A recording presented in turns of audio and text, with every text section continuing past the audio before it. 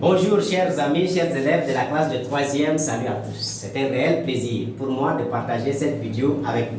Notre vidéo d'aujourd'hui porte sur, voici, où recueille-t-on le dihydrogène et le dioxygène et quel est le volume de chacun lors de l'électrolyse de l'eau.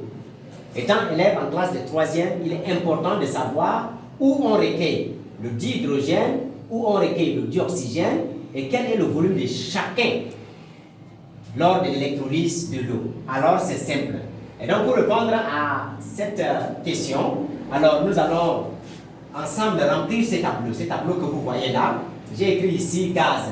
Et donc nous savions lors de l'électrolyse de l'eau là, nous avons deux gaz, voilà, qui se forment. Il y a le dihydrogène et il y a le dioxygène. Alors, ces deux gaz qui se forment sont recueillis au niveau des électrodes. Mais le dihydrogène est recueilli au niveau de quelle électrode? Le dihydrogène est recueilli au niveau de la cathode.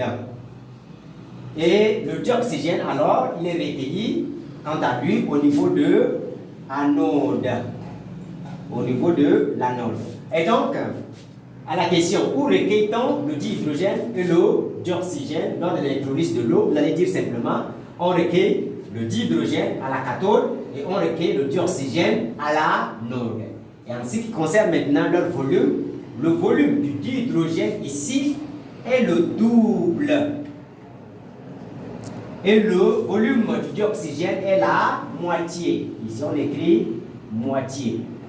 Voilà. Et donc, ici, je vais donner un exemple parce que c'est possible qu'au BEuf ou encore dans un exercice, on vous donne par exemple le volume du dihydrogène et on vous demande par exemple de calculer le volume du dioxygène lors de l'électrolyse de l'eau.